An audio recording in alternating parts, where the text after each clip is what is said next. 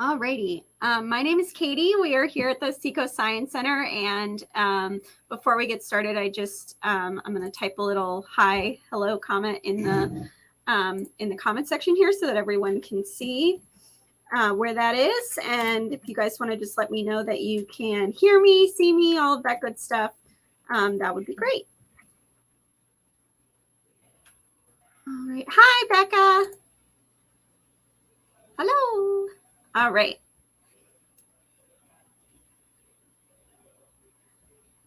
Is that, or do we just have one viewer today? Okay.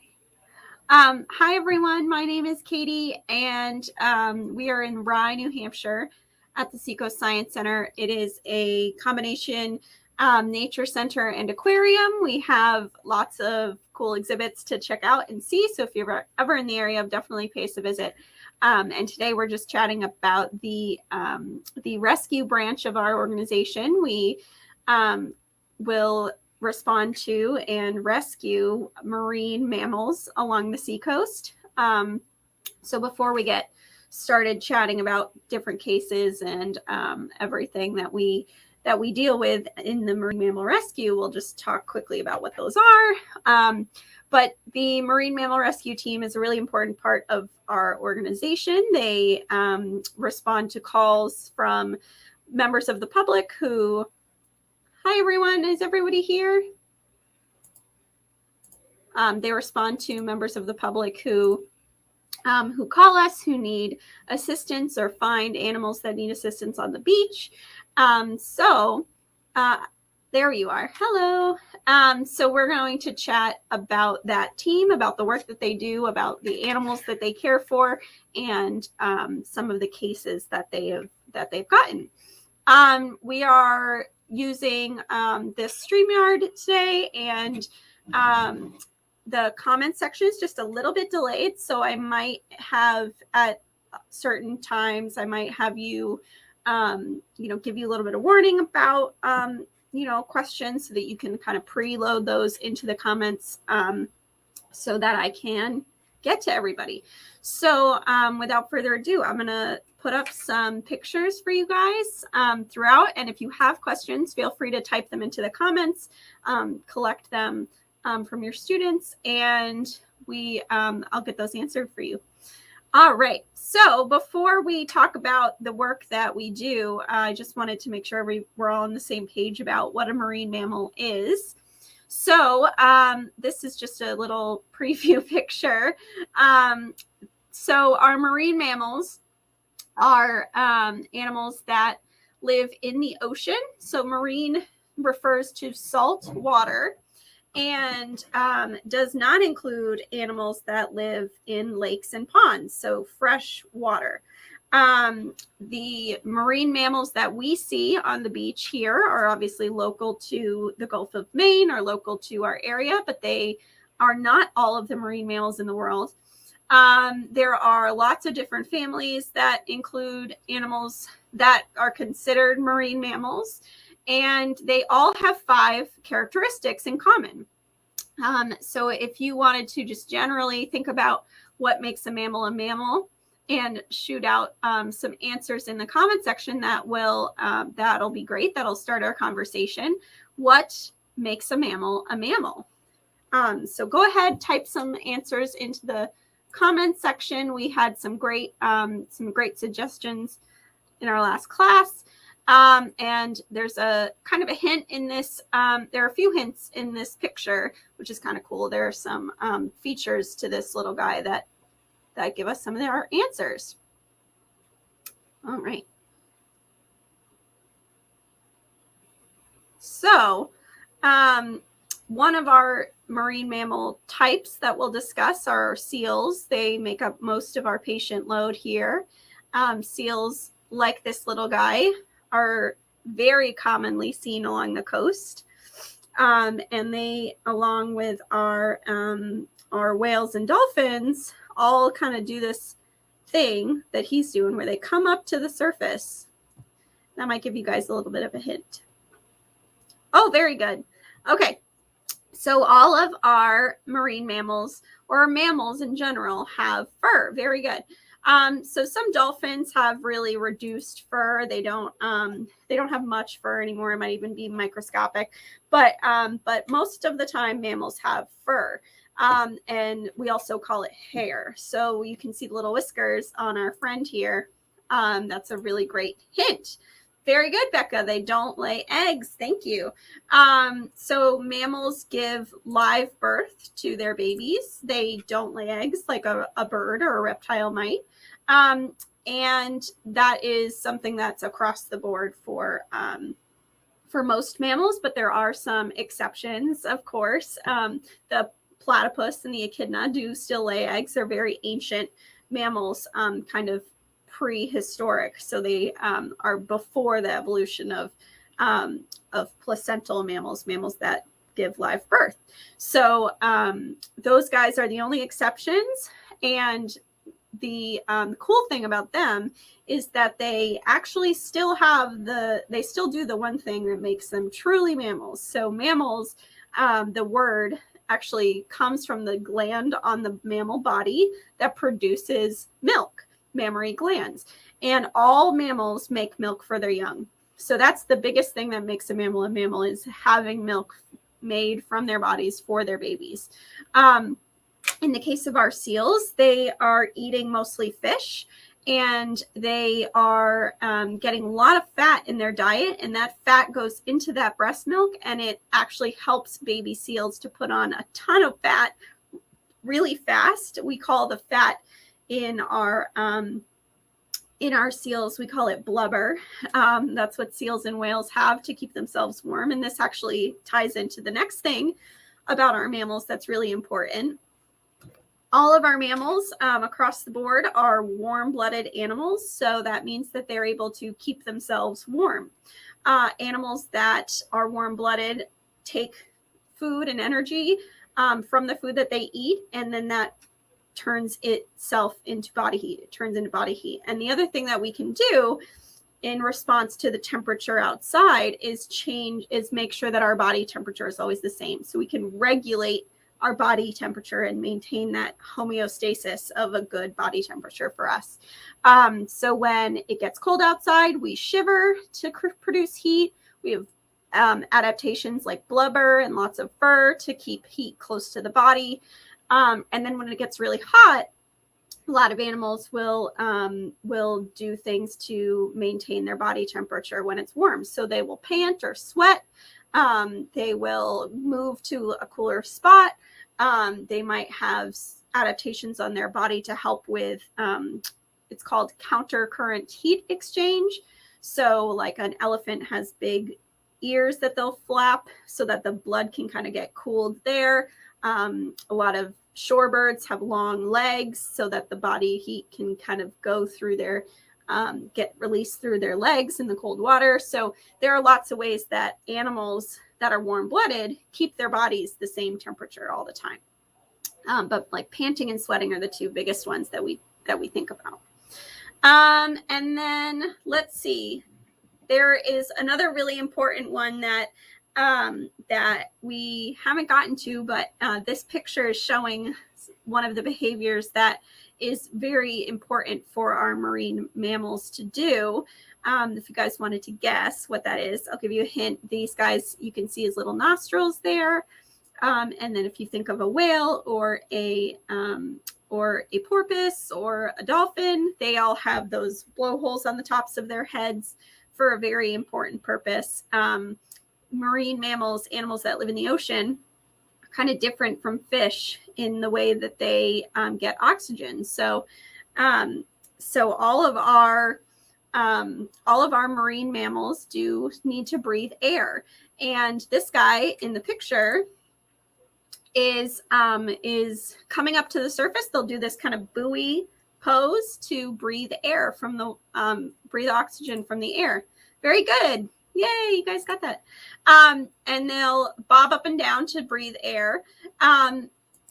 For whales and dolphins will skim the surface and breathe out and then in with those blowholes that they have. they're not able to breathe in the water. So so they're not like fish who get oxygen out of the water through their gills. They do need air to breathe, and that's really important for some of the stuff we'll be chatting about. Okay, so there are a few different types of animals that we see here at the Ecoscience Center in our marine mammal program. The most common ones are definitely those seals that you saw. Seals, sea lions, walruses, these are all marine mammals, but we really only have seals in our area. Walruses obviously live up on the Arctic, and sea lions are typically a West Coast animal. There are some important key differences between sea lions and seals, including ears and the ability to walk around really well on land. But the whole family of seals, sea lions, and walruses are called pinnipeds.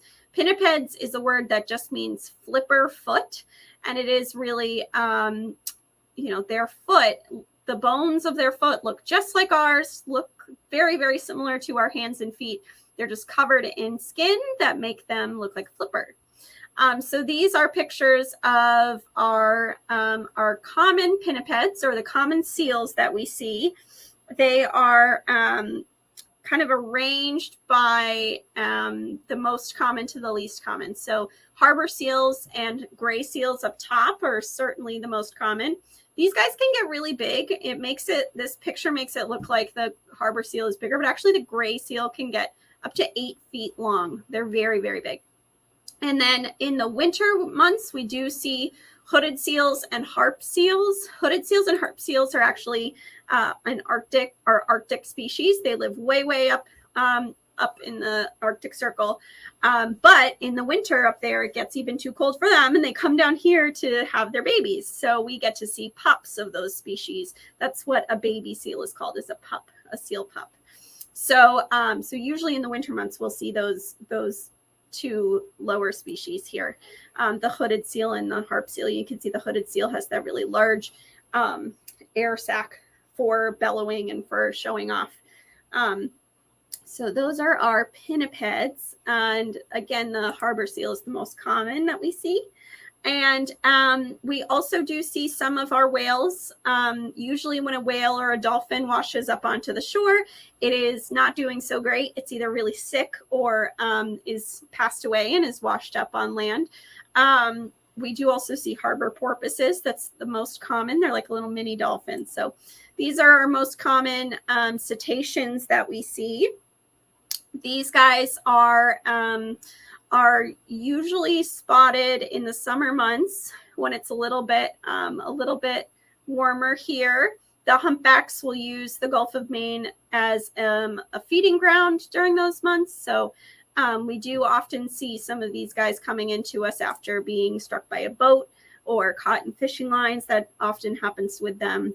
The dolphins, sometimes we can help if they're sick, but a lot of times they're only really coming to the coast if they're very, very ill or deceased. The harbor porpoise, sometimes we are able to catch those guys before it's too late. So the most common of the cetaceans, that's this type of animal, the most common is definitely the harbor porpoise. And they're actually really gregarious and funny. They are like really, really sociable. So very, very sweet. They're about 4 feet long. They're really tiny little dolphins. Cetaceans is a word that we use to describe the whales. It is an old Greek word that just means large sea monster. And it was used to describe basically every large sea creature in the water before we started breaking down different families of sea creatures like whales, sharks, squids, things like that. So cetacean just means large sea creature, which certainly if you saw a blue whale, that would be what you would describe it with. So those are our cetaceans. There are other marine mammals in the world than just these two groups. We do also consider our otters, our sea otters, to be a marine mammal. They do live in the ocean and they are a mammal. We do not have them here. They're on the West Coast. But we do have river otters. They're just a freshwater otter. So we don't consider them a marine mammal. And then another one that everybody always forgets about are polar bears. So polar bears live up on the ice sheets and up in the Arctic, and they do spend most of their lives in the water or on the water. So they are also considered a marine mammal, but we obviously do not get them here in Seacoast, New Hampshire. So those are our marine mammals.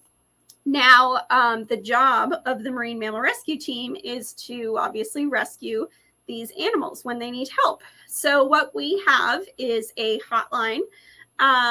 So I'll put that up so you guys can see it. So what happens is people, as they're out on the beach in the summer here or any time of year, they will come across one of these animals on the beach. And they can give us a call at that hotline number to report a stranded animal. When we see whales, dolphins, porpoises on the beach, they are usually stranded and do need assistance of some kind. So we'll send out a volunteer, we'll send out a group of staff or volunteers to check on that animal. Sometimes those animals, like our seals, are actually supposed to be on the beach and they are just resting, really. So it is perfectly normal for a seal to be found resting on the beach, relaxing on the beach, because our seals and our marine mammals have to breathe air. If they really want to ever take a nap or relax, these guys have to come up to the surface to relax on a rock. I'll show you guys a cool picture of a cool video of some of our harbor seals relaxing, and you'll get a sense for what happy seals kind of look like. Let's see. So just one sec, I'll play a little video of some of our happy seals. One of them isn't so happy, but most of them.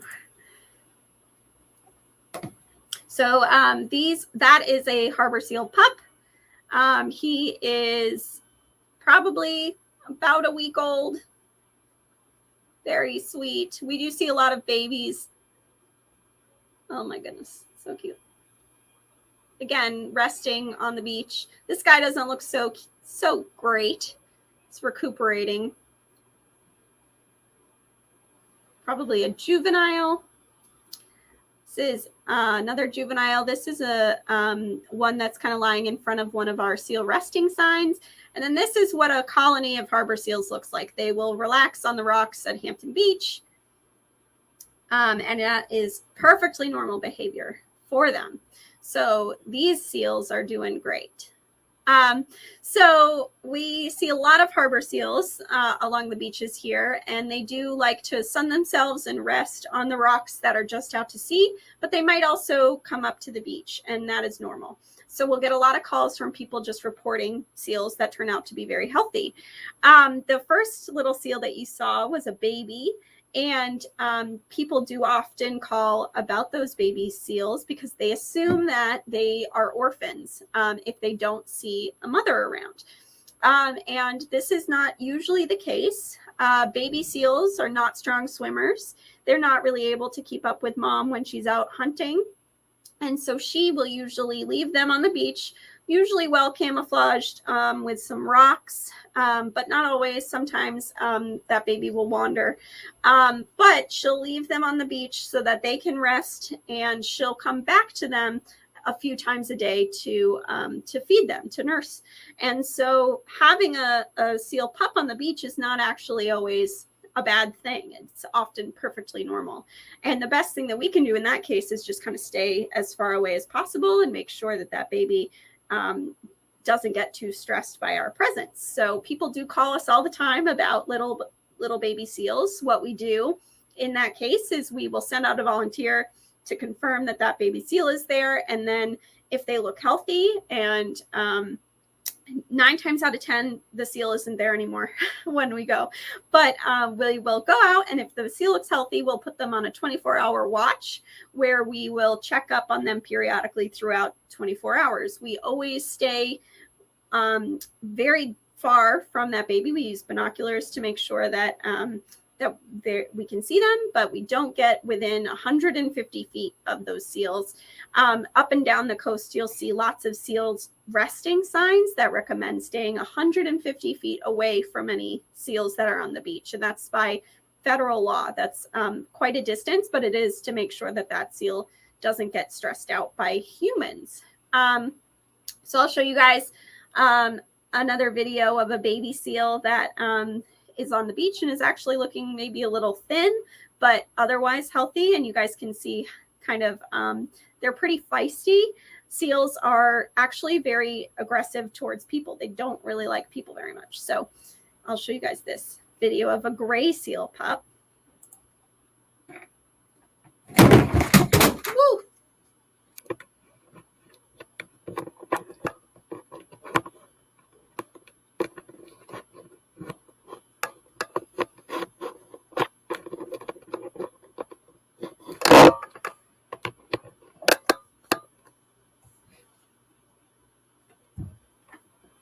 So that is a gray seal pup.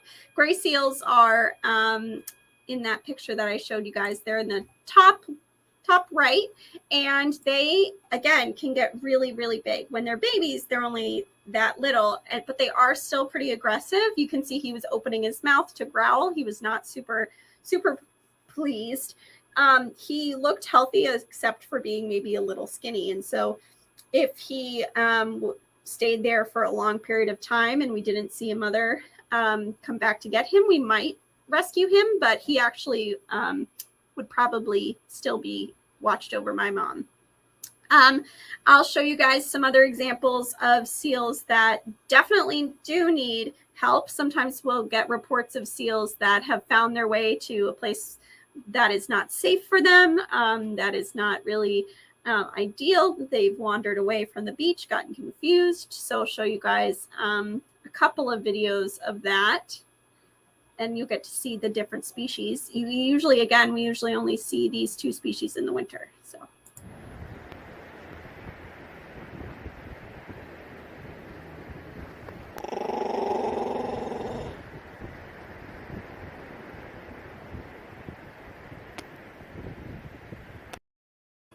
So that is our hooded seal. That's a young hooded seal before it gets to be full grown and look like this one on the lower left.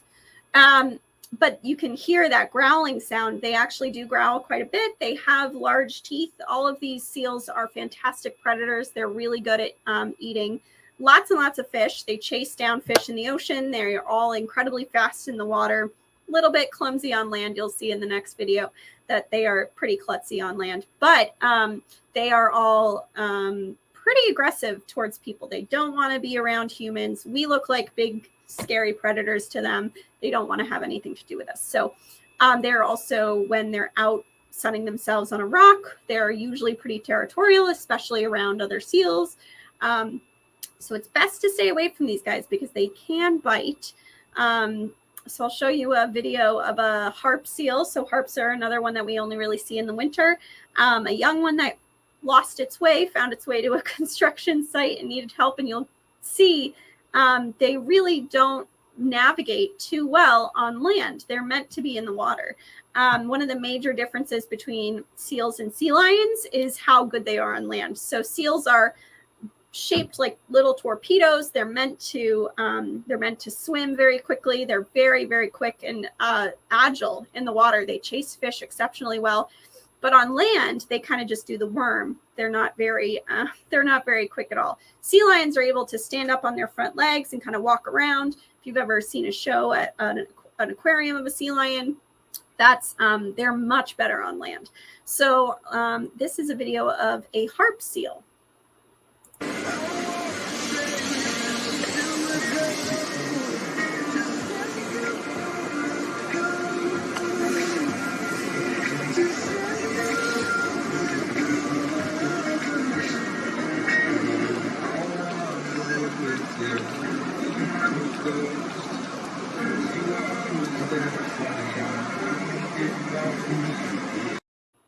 So that is a harp seal, a little one. Again, they come down to our coast in the winter to have their young. They're usually way up north. Harp seals are very cute and cuddly when they're babies. They look really sweet. They're bright white and very sweet. Those are the ones that you often will see up kind of in the ice. They're very sweet. So those are our 4 different seal species that we have. If a seal is found on the beach or found in an area like you just saw and needs to be rescued, that's when things get a little bit more involved. So most of the time, we don't need to do anything hands-on.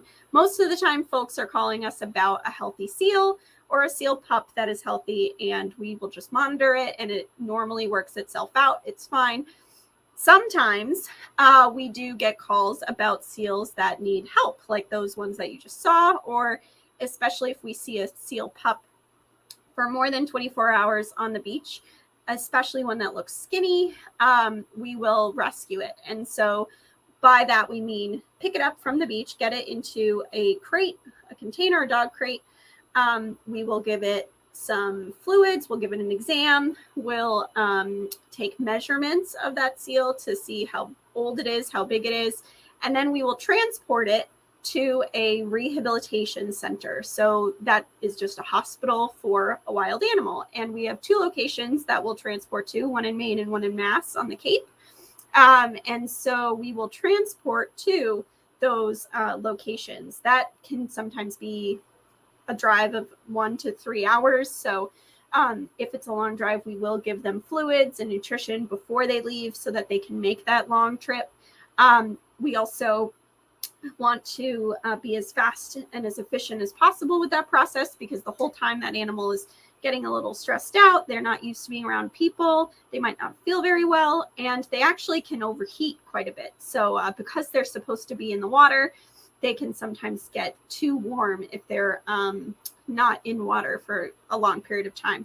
So I will show you guys a kind of a mock a rescue of a gray seal.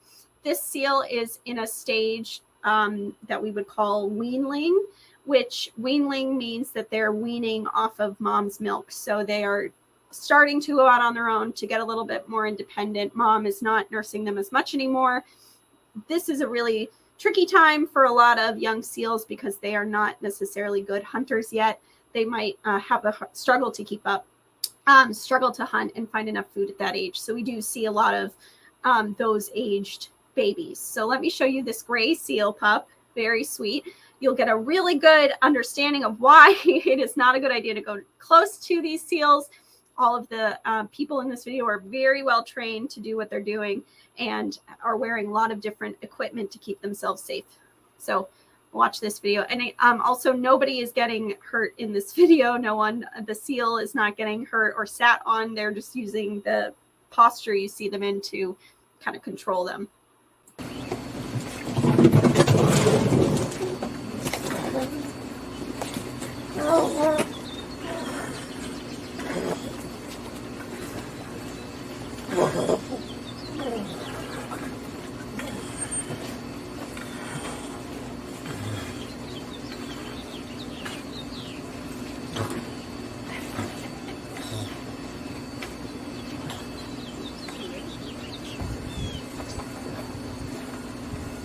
That looks right about it.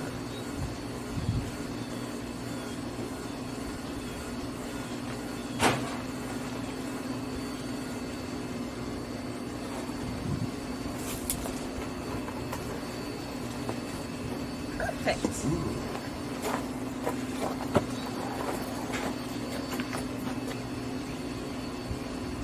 I just heard the sounds, so now listening to Yep. perfect. Yeah.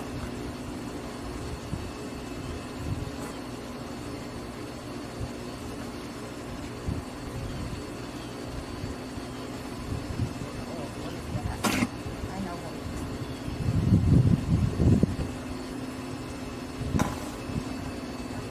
Kink it.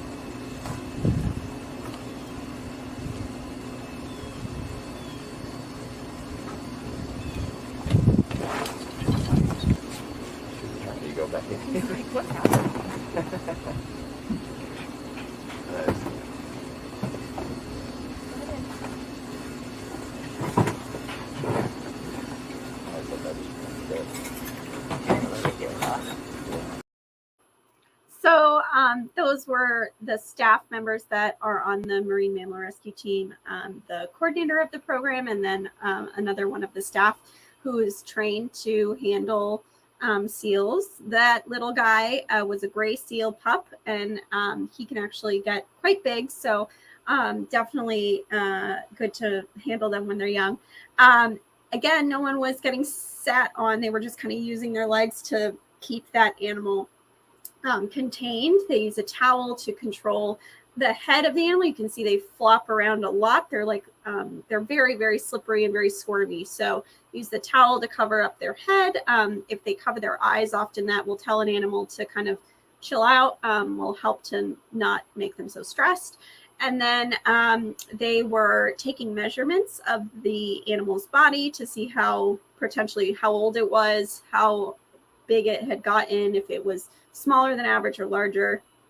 And then they were also giving nutrition via a feeding tube. So that tube, they were listening to make sure that they weren't in the airway. So if they heard breaths, they would pull it out and try again.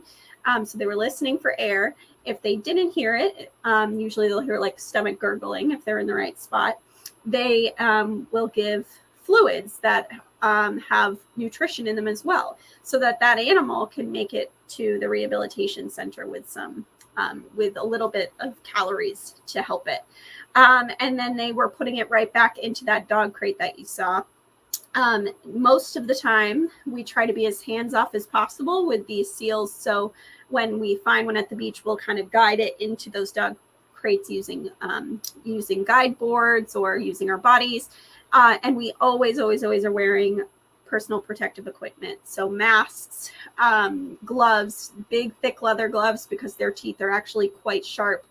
And sometimes off some like large sleeves that you might see used on a farm. So lots of personal protective equipment. Marine mammals are mammals, and so they can get a lot of the same diseases that humans can get. So they can get distemper, they can get rabies, they can get coronaviruses. We don't want any disease transmission happening between us and them. So, and a lot of times these guys are sick and have some sort of potential illness when they come into us. When they go to a rehab center, so they'll drive to a rehabilitation center, a hospital for wildlife, the goal is to get them to the point where they can be released. So in the case of this little gray seal, he was looking pretty skinny. They got him to a hospital. They want to make sure that he is doing okay. They'll give him any medicines that he needs. And then they will release him once he's gotten to... Oh, that's a good question, Becca. I'll answer that in a second.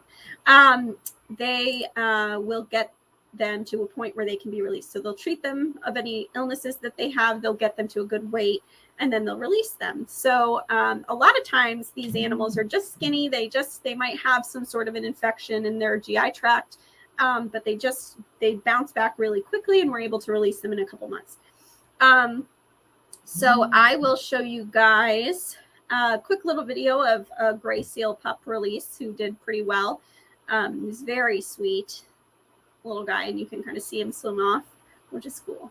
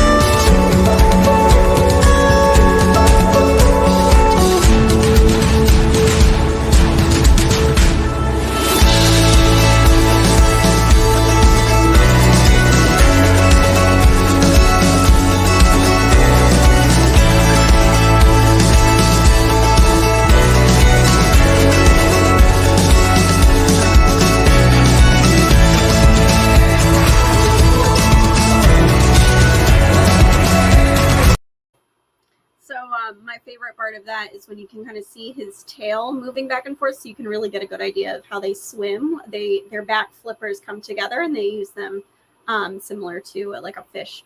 It's very cool. So that was a little gray seal that got released. Sometimes they're a little apprehensive about going back into the ocean. They're in care for a while in a pool that doesn't have waves, and so sometimes it can be tricky to convince them to go out into the waves, but they're usually pretty excited once they get there. So you guys had a question about the different species. So are there species that like humans more than others or are considered friendlier? That's a really good question. Generally, the species that are found here most of the year are pretty used to humans. So the harps or the harbor seal is actually really, I would not say friendly, but is used to human presence. They are found all up and down Hampton Beach, up and down the seacoast most of the year, and are fairly used to the presence of humans. Gray seals are not super friendly, but also not too worried.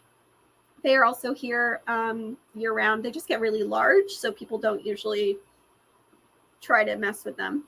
The other two species that live up in the Arctic and come down for the winter months are actually really aggressive. They don't see people most of the year. So when they do, they're a little bit more freaked out than an animal who's used to us. So they usually live up in the Arctic, and then they're only here for a few months. They're also here at a time when the beaches are pretty slow. So they're not seeing a lot of humans all the time. They're only seeing the occasional dog walker on the beach. So our hooded seals and our harp seals are not big fans of people. And we absolutely recommend staying very far away from those guys. They also can get pretty big. So yes, actually, that is a really good question. Yes, there are some species that are a little bit more used to the presence of people than others. I would not say any of them are friendly. I would not recommend going up to any of these species. But there are certainly some that are a little bit more used to people, definitely. All right, so I'm going to play one more video that just shows a little harbor seal that got released with a tracker on him, and we can chat about that. We do track some of the seals that we release, and we can talk about that when we afterwards. But while you're watching, if you want to collect some of the questions you may have had, I know you guys have been asking them throughout, but any final questions from the group, you can type them in the comments, and then we'll be able to wrap up with any questions that you guys have. So here's just a little video of our seal friend. There's no audio, so I'll kind of describe what you're seeing. Alrighty, so this is a harbor seal pup that was found last winter. He was just skinny, kind of having a hard time. These are our marine mammal rescue team transporting him back to the beach. And he was found just struggling, having a hard time getting off on his own, but then he fattened up in care and did really well. So he was released last March, I believe. And that is the tracker on his back. So you can see that tracker is actually glued to his fur. They try to glue it in such a way that it will not necessarily glue to the skin, just the fur. And so over time it will be shedded with his fur. So it might take a few years, but they have very, very dense, thick fur, but it will fall off eventually. The cool thing about it is that it only transmits to a satellite when it is above water. So when it's underwater, it doesn't talk to a satellite. And the reason that that's good is if that seal gets eaten by a shark or passes away, we are not going to necessarily continue to get data from a seal that has passed away, which is not necessarily useful. We will get data when that seal comes up to the surface, and they have to come to the surface to breathe. So we will see that information regularly if they're doing well. So we were able to track that little guy all up and down the Gulf of Maine. He stayed in this area pretty much.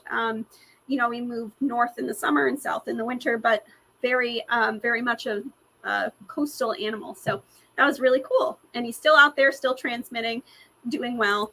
How fast do sea lions move? I don't know a whole lot about sea lions because they're not native to our area. All of these animals are very speedy in the water. You can see the way that they're kind of shaped. They propel right through the water like a little torpedo. So I can imagine all of our pinnipeds are exceptionally fast in the water. Those flippers really do a great job of helping them to swim and especially be agile in the water. But I'm not sure specifically about sea lions. So that would be a cool question to look up, is who's faster, seals or sea lions. I do know that sea lions are generally smarter. They're more intelligent. That's why they're used in shows and stuff in aquariums, is because they can be very easily trained. That's a good question, though. If you have any other questions for me, I'm happy to answer them. I love being able to chat with you guys and learn about the different animals that we have here. We've been operating our marine mammal rescue team since 2014, so we've been around for about 8 years. We've rescued or responded to over 1,000 different animals in that time.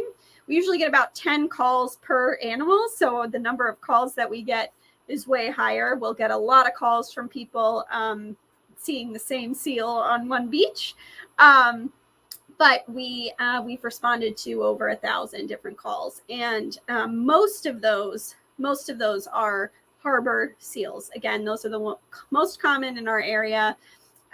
They have the largest numbers, and then they also live in colonies. So, how long do seals live in the wild? That's a great question. So, seals can live varying ages depending on their species, but usually the smaller ones will live maybe 10, 15 years. The larger ones a little bit longer, up to 20. But it really depends on the different species that we're talking about. So little harbor seals can live maybe 10 to 15 years. That's a good question. We have seen a lot of harp seals, especially in the winter. We get a lot of little harp seals since we've started.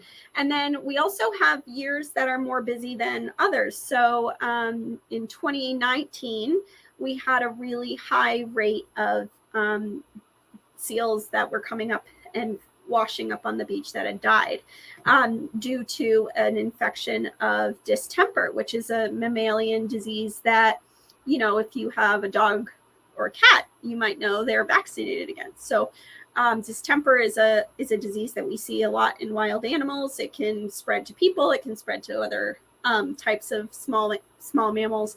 So there was a big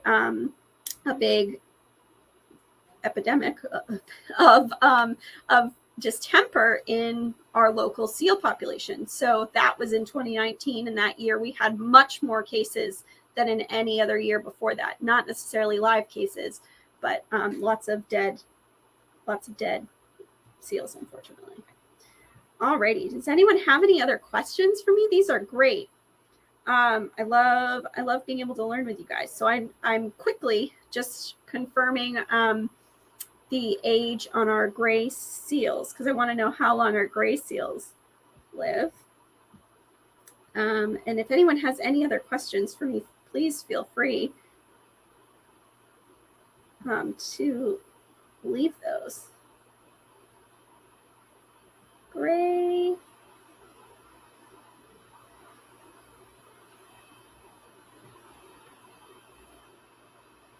Oh, so that's exciting. So gray seals can live to be 25.